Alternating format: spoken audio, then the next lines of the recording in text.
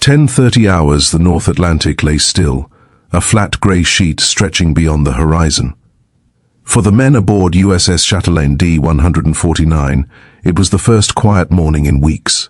The wind was low, the radar clear. Even the engines hummed softer, as if the ocean itself had paused. It was Easter Sunday. In the ship's tiny chapel, really just a cleared section of the mess deck, 30 sailors stood shoulder to shoulder. Their hands were cracked from salt and grease, their uniforms faded by spray.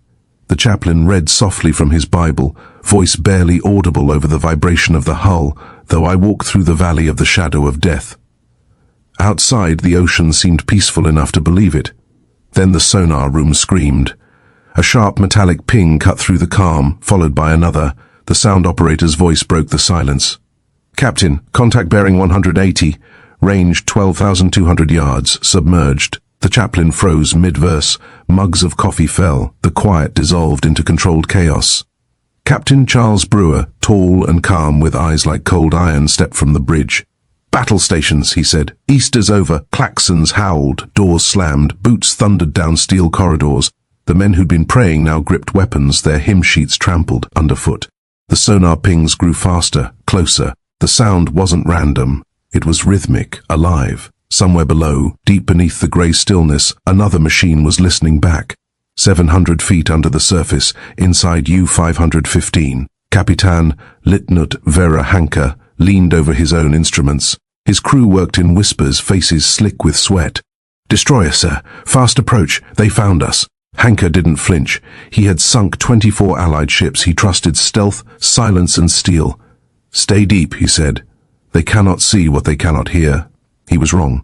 Above, aboard Chatelain, the sonar man's hand trembled on the console. "Contact confirmed, sir. Definite sub bearing steady." Brewer didn't blink. "Set for Hedgehog pattern. Standby tubes 1 through 24. The order rippled through the ship. The gunners loaded the forward-firing anti-sub mortars. 24 spiked projectiles packed with torpedoes, no depth fuses, no delay. If they hit, they exploded on contact, or not at all. The sea grew tense, waiting. Men at the rail could almost feel it. The invisible duel, machine against machine, prayer against calculation. On one side, a German submarine that believed the Atlantic was still its kingdom. On the other, a new kind of hunter, fast, methodical, and relentless. And above both, a sky that cared nothing for flags or faith. "Fire," Brewer said. The ocean erupted, 24 white plumes rising like ghosts, then collapsing back into grey. For a moment, nothing. Then a single deep thud rolled through the hull. "It confirmed," said the sonar man. Brewer exhaled barely a whisper. Happy Easter. 2 prayers had risen from the ocean that morning. One in English, one in German. Only one was heard. In April 1944, the German Navy still believed in the myth of the Atlantic Wall. An invisible empire beneath the sea. Berlin's report spoke of victory, of Allied convoys scattered, of unbroken submarine dominance. On paper, the U-boat fleet remained the Reich's blade in the dark, but the ocean had changed. Kapitänleutnant Henke of U-515 believed he was untouchable. He'd survived 4 years of warfare and over a dozen hunts. To his men, he was half sailor, half superstition, a commander who could smell danger before it came. His logbooks read like prophecy. "The sea has rules. I obey them, and I live." He trusted stealth, silence, and experience. What he didn't know was that America had rewritten the rules. Henke's orders were simple: patrol the mid-Atlantic shipping lanes, intercept convoys, and avoid hunter-killer groups at all costs. The radio report said those American formations were rare, a handful of destroyers guarding an escort carrier, but that data was already obsolete. The US Navy had learned to hunt in packs too. Task Group 21.111, commanded by Captain Daniel Gallery, operated from the escort carrier USS Guadalcanal. Around her circled 5 destroyer escorts, Chatelain, Flitty, Pillsbury Pope, and Jens, each bristled with sonar, depth charges, radar, and a new weapon Germany had never faced, the Hedgehog.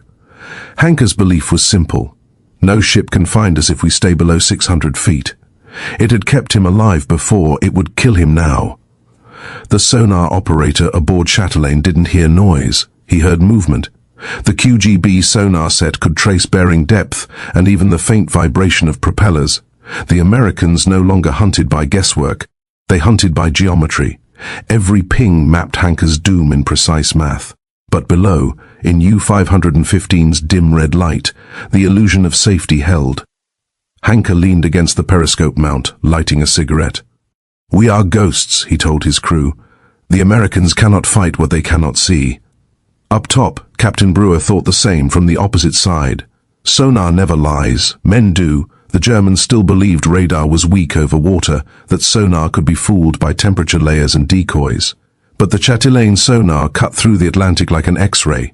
Each layer of warm and cold water only sharpened the echo. The U-boat world was shrinking one ping at a time.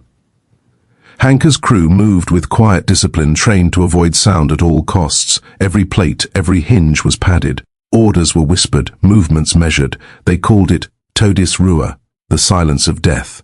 And above them, the Americans listened to that silence as if it were music. For centuries, navies fought by sight. Sails on the horizon, guns flashing across distance. But now, in 1944, warfare had gone blind. Battles no longer happened under the sun, but under the surface, where sound was the only sense left. Henke's arrogance wasn't pride, it was tradition. The German submarine arm had once ruled the seas through fear, but fear couldn't fight algorithms. When his watch officer asked if they should change course, Henke refused. "No," he said, "the Americans are still blind. We move as we always have." Above, aboard Chatelain, the sonar man whispered, "Contact steady. Target speed 3 knots, bearing constant." Brewer smiled faintly. Not blind anymore. Henke didn't know it yet, but the math had already turned against him. The distance, the depth, the angles, all calculated, all closing.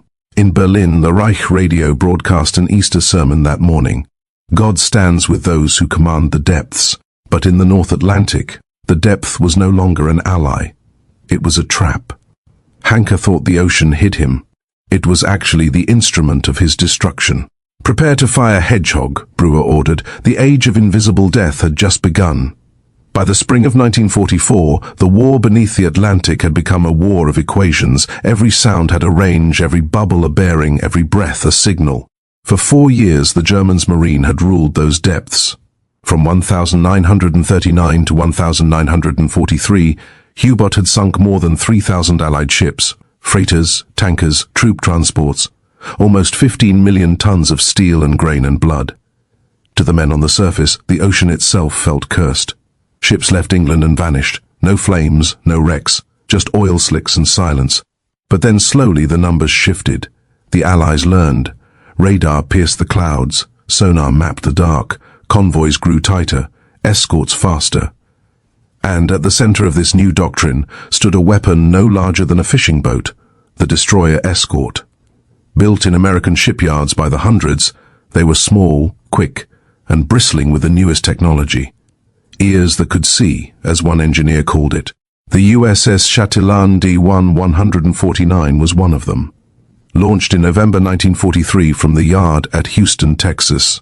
Her keel still smelled of oil and salt when she joined Task Group 21.1, a hunter-killer force led by the escort carrier USS Guadalcanal. Together they formed something new in naval warfare, an anti-submarine pack, a surface. Wolf pack. The doctrine was simple, brutal, and mathematical. The carrier flew planes to spot periscopes. The escorts triangulated sonar echoes. And once the target was fixed, hedgehogs and depth charges did the rest. No mercy, no warning, just sound, geometry, and pressure. The Hedgehog was the revolution. 24 stubby spigots mounted on the bow, each firing a 65 lb bomb in a tight circle. Unlike depth charges, which detonated by depth, Hedgehogs exploded only on contact, direct proof of a kill. That meant faster attacks, fewer wasted rounds, and no time for a U-boat to recover. It was, in a word, scientific. Captain Charles Brewer, commander of Chatelain, was not a man of science. He was a man of patience. 42 years old, quiet-spoken, with the calm of someone who understood that the ocean never forgives mistakes. He trusted machines only as far as they served human instinct. He once told his sonar crew, "Your ears win this war, not your guns." His ship was part of a new breed. Fast enough to chase, silent enough to stalk, armed enough to finish. But even then, victory depended on one thing: the ability to listen. The sonar room on Chatelain was smaller than a kitchen. Dim lights, thick cables, and the constant pulse of electric heartbeats. The operators were trained to read echoes like surgeons read pulses. A slow, steady return meant distance. A short, sharp one meant death approaching. They were listening when it happened. 10:30 hours, April 9th, Easter Sunday. The sonar needle flicked once, twice, then held steady. Possible contact, the operator murmured. Brewer leaned over the console. The trace was faint, far, but rhythmic. Bearing 180, sir. Speed 3 knots, maybe 4. Brewer straightened. A slow speed meant stealth. A steady bearing meant direction. Both together meant one thing: a submarine trying to disappear. Outside, the sky was a steel ceiling. The sea unnaturally calm, perfect hunting weather. Brewer turned to his executive officer. Sound general quarters. Alarms wailed below deck. Sailors scrambled to their posts, trained by repetition to move without thought. The gun crews ran forward. The sonar men fixed their headphones tighter. The ship came alive. In the radio shack, messages flew: contact probable, engage Predictorin, task group moving to intercept. Within 10 minutes, 2 other destroyers, Flirty and Pillsbury, were closing in. The Guadalcanal turned into the wind, launching a single Avenger aircraft for overhead surveillance. In the span of a quarter hour, faith gave way to math. What had started as Easter Sunday now turned into a test of calculation, patience, and nerve. 3 ships, 1 sound, 1 ghost beneath the surface. Somewhere below, Kapitänleutnant Henke adjusted his depth gauge to 650 feet, trusting the ocean to protect him.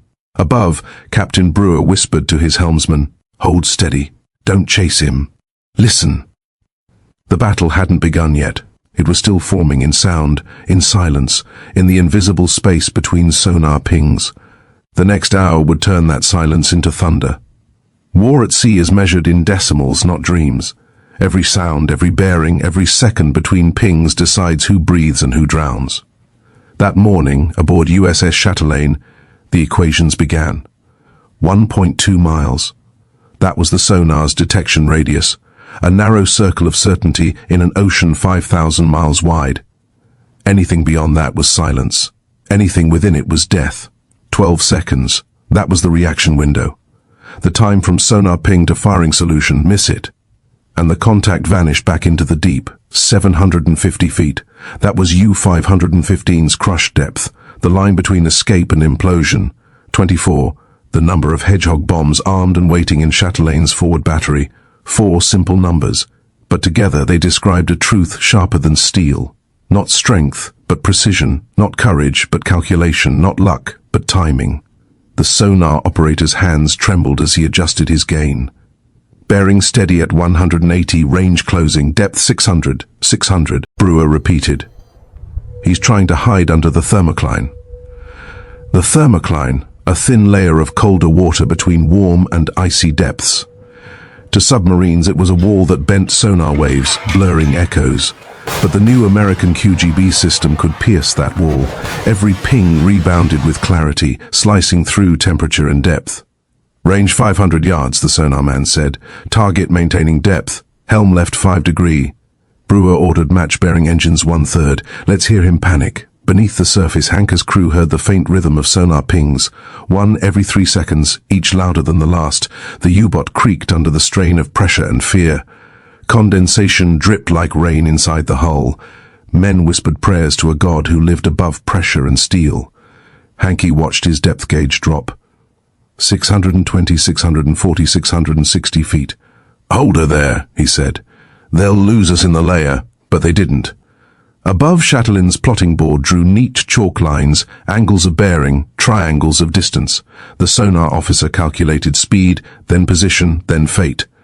"He's below the layer, sir, but constant bearing. He's not running." "Good," Brewer said. "Then we have his number." He turned to the Hedgehog team. "Stand by to fire." On deck, sailors braced themselves. The mortars pointed skyward like clustered spears. Each round held 35 lb of Torpex, the most powerful explosive ever made. 50% stronger than TNT, designed to rip steel apart underwater. Fire 1. The deck shuddered, the launchers spat fire. 24 projectiles arced into the air, hung for a heartbeat, and plunged into the sea ahead of the bow. The ship slowed. The sonar went silent. Every man waited for the sound they all feared and desired. The underwater explosion that meant a hit. 10 seconds, nothing. 15, nothing. 20, still silence. Then a low, heavy boom rolled through the hull. The water around Chatelain erupted in a pillar of foam. "Hit!" the sonar man yelled. "Contact breaking." Brewer nodded once. "Reload again." The next salvo fired tighter, closer. 24 more bombs fell, vanished, and then 4 near simultaneous detonations. The sonar trace scattered. The ocean went wild. Down below, Henke's world came apart. The lights flickered. The hull groaned. Gauges shattered. Salt water burst through fractured seams. "Damage in the bow compartment," someone shouted. Henke slammed his fist into the bulkhead. "Blow tank surface now." It was suicide, but the only choice left. The sub rose through darkness like a wounded animal trailed by oil and bubbles. Above, Chatelain's radar caught the surge. Surface contact, range 400 yards. The destroyer turned broadside, ready for guns. As U-515 broke the surface, black smoke pouring from her vents, Henke opened the conning tower hatch. "All men up, we fight." He stepped into the light for the first time in hours and saw the enemy, sleek, grey and waiting. The ocean had become an equation. One wrong number, and everything broke. Henke had reached the end of his math. April 9th, 1944, Easter Sunday, North Atlantic, 1058 hours. The first explosion had lifted the water like glass. The second turned it into smoke. The third opened the grave. The crew of the Chatelain held their breath as the sonar screen went blank. No echo, no sound, only static. For a heartbeat, it looked like the sea had swallowed the enemy whole. Then came the roar, a burst of bubbles, pressure and foam. The German submarine U-515 broke the surface, black, wet and screaming steam. She came up at a 40-degree angle, stern first, trailing oil and torn steel. Her conning tower burst open, men spilling out into the freezing air. Captain Brewer didn't flinch. Surface target range 200 yards. Open fire. The deck guns barked instantly. 20mm and 40mm tracers ripped across the water, slicing into the U-boat's hull. The air filled with smoke, screams, and the metallic stutter of rapid fire. On the bridge, the gun captain yelled over the den, "She's returning fire!" Henke's men manned the U-boat's anti-aircraft gun. Desperate, wild, their shells pinged harmlessly off Chatelain's armor, but one round tore into her railing, showering the deck with sparks. Hutchkins gritted his teeth and steadied his binoculars. Through smoke and salt spray he saw them, German sailors clinging to the deck, their faces pale with oil and exhaustion. One of them was Henke himself, shouting into the chaos. "Kempen Bistamenda, fight to the end, cease fire," Brewer ordered suddenly. "Prepare to capture survivors." The U-boat shuddered violently. Her bow tilted, sliding down into the sea. The German crew began jumping, hands raised. The battle was over, lower boats. The Americans scrambled to rescue their enemies. Lines were thrown, hands pulled men from the water one after another, gasping, bleeding, half dead. The Atlantic was 40-degree and mercy was as cold as the waves. One German refused to be saved, Henke himself. When a sailor reached out, he pushed the hand away. "Ishbla," he said, "I stay." Then the sea took him. For 10 minutes, the ocean boiled with oil and air bubbles. When the last patch of foam disappeared, the sonar clicked back to life. Nothing but the clean, steady hum of open water. U-515 was gone. On the deck of Chatelain, silence replaced celebration. The crew gathered near the rail, staring at the black stain spreading across the water. Ensign John Newman, the sonar operator, whispered, "It's Easter Sunday." Brewer didn't answer. He took off his cap, nodded once and said, "Then we've seen resurrection and damnation." Behind them, USS Guadalcanal's Avenger circled overhead, photographing the scene. The pilot's log later read, "Contact destroyed at 11:08. Survivors in water. American boats recovering Germans, sea flat, sky grey, air thick with smoke and prayer." In total, 44 men were pulled from the water. 16 never resurfaced. Below decks, the engineering crew counted the Hedgehog casings. 48 fired, 6 hits, and 1 confirmed kill. The numbers looked clean. The reality did not. That night, as the task group steamed westward, the chaplain held another service. The same men who had sung hymns that morning now stood in the same mess deck, faces stray with grime, holding candles over the ship's log. He read softly, "Greater love hath no man than this, that a man lay down his life for his friends." No one spoke. The ocean outside was black again, endless and still. Somewhere below U-515 lay silent, her steel cooling in the dark. Inside, a radio still blinked faintly, unread messages, unanswered prayers. Captain Brewer returned to his cabin and wrote in his journal, "We fought them fair, they fought us hard. The sea will remember both." The math was correct. The cost was exact. The Chatelain's engines rumbled on. The crew slept in the rhythm of machinery. Each heartbeat measured by sonar. Each dream haunted by echoes.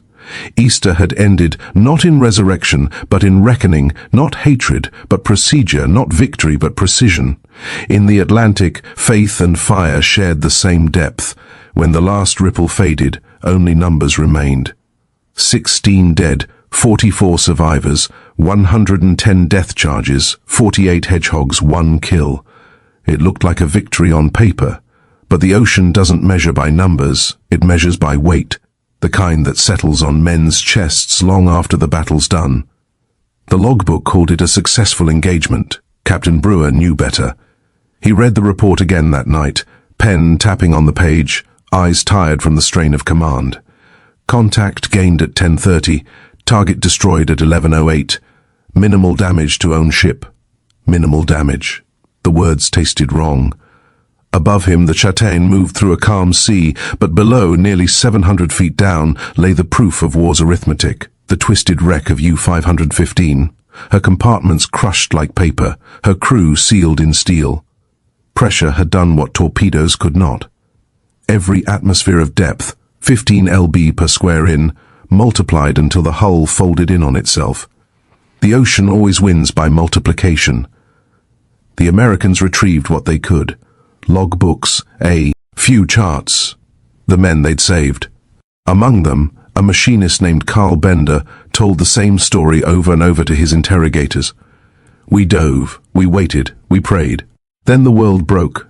He spoke quietly, eyes fixed on nothing. We could hear the water coming in. It sounded like wind in a grave. Another survivor, still shaking from hypothermia, whispered, "The captain said we were safe. The ocean said we were not." The interrogations revealed more than intelligence. They exposed an empire collapsing in real time. The German Navy had sent its submarines out blind, stripped of fuel, low on morale, hunted by technology it no longer understood. By April 1944, U-boat losses had reached catastrophic proportions. Over 60 submarines destroyed in 60 days.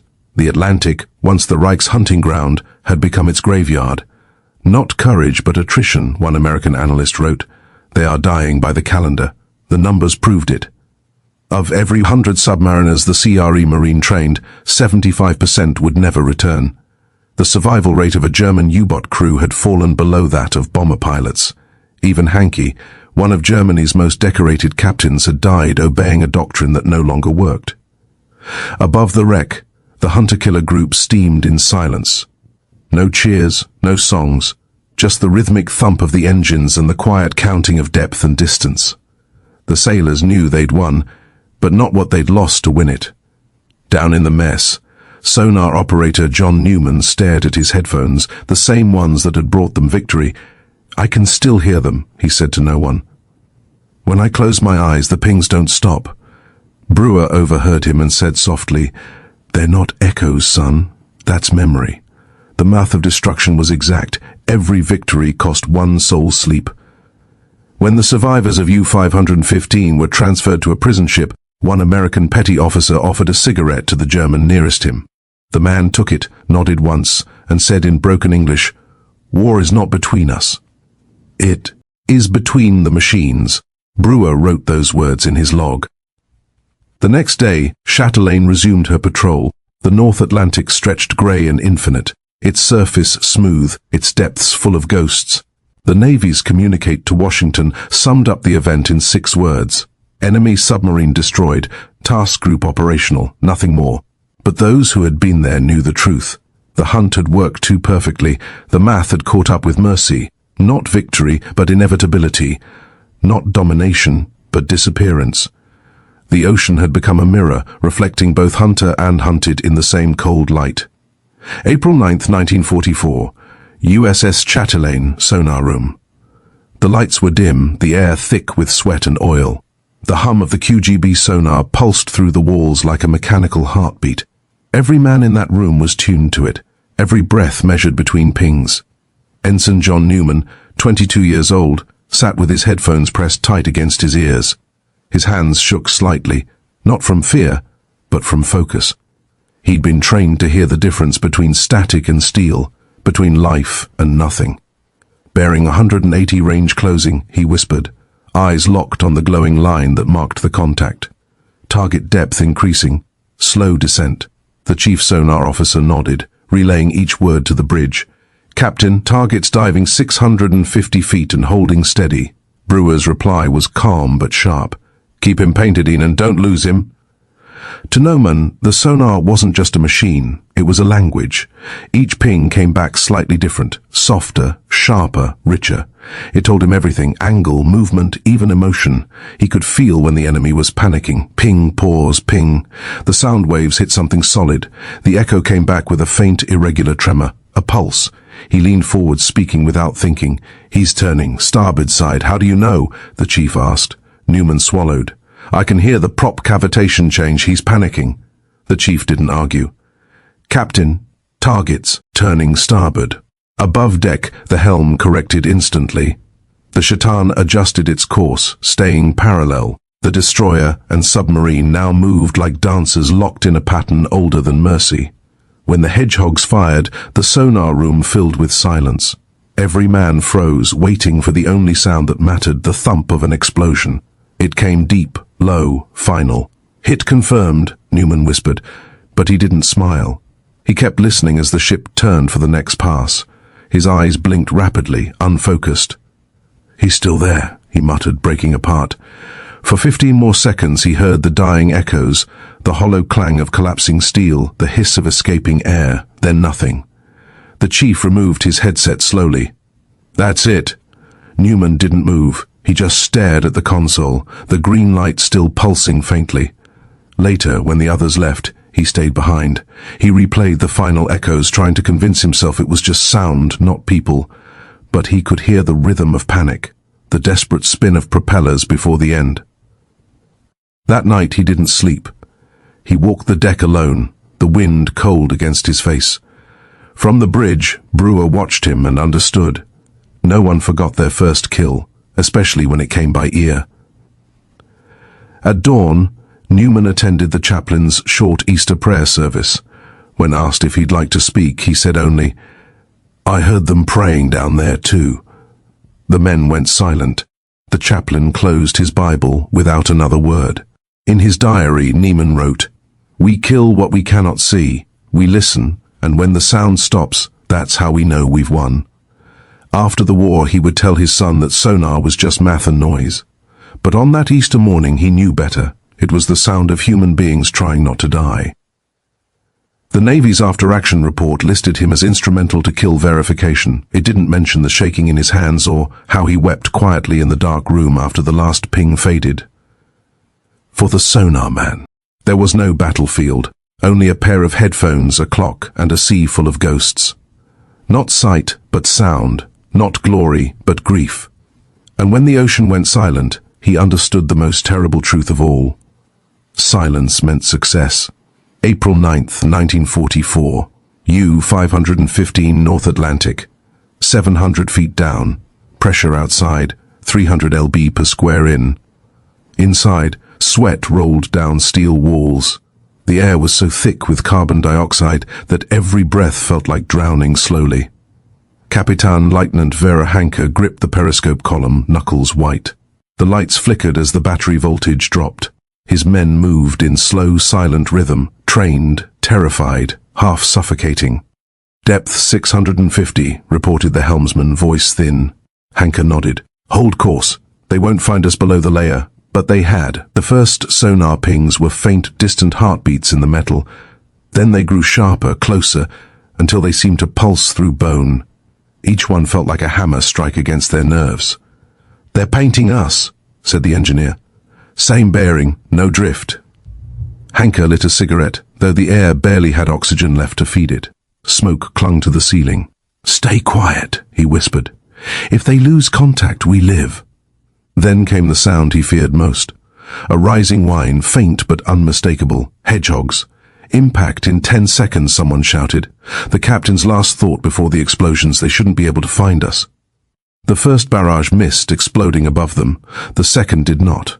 A flash of white heat tore through the forward compartment. Pressure slammed through the hull like a giant's fist. Men flew from their stations. One screamed. A sound cut short as water and flame filled the room.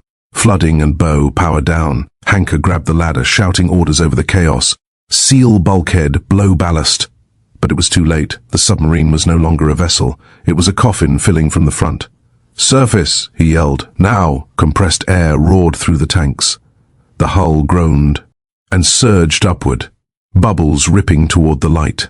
When U-515 broke through the waves, the crew gasped at daylight. Fresh air rushed into the control room, cold and merciless. Men scrambled for the hatch. Above the sound of engines, American engines prepared deck gun. They fired blind. The air was full of smoke, traces in fury. The deck erupted in splinters. A shell hit the conning tower, throwing Henke to the floor. He looked up through blood and oil, saw a Chatelain looming less than 200 YDs away, guns flashing in sequence. He climbed the ladder anyway. When the hatch opened, the Atlantic wind hit him like ice. His crew was dying all around him, some firing, some praying, some frozen by shock. Henke stood tall against the storm and screamed above the chaos. "Für Deutschland Bildschirmende." The phrase vanished under the roar of American guns. The order to abandon ship came seconds later. Men jumped into the sea, limbs thrashing, the Atlantic swallowing them whole. Henke stayed behind, helping the last sailor out. A wave hit, knocking him against the railing. He could see the destroyer's rescue boats approaching, men shouting for him to jump. He smiled faintly, shook his head. "Ishba, I stay." He stepped back, saluted the rising sun, and disappeared as the submarine rolled under. From the Chatelain, ensignmen watched through binoculars. "He could have lived," he said softly. Brewer lowered his own glasses. Maybe he already had.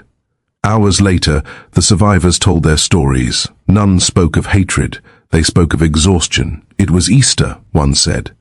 He said, "The ocean forgives brave men." The interrogators recorded his words, stamped the file confidential, and moved on. But in that moment, in that clash of faith and physics, two captains had faced the same truth. The ocean takes no sides. It only keeps the sound of their last breaths. Not pride, but prayer. Not battle, but burial.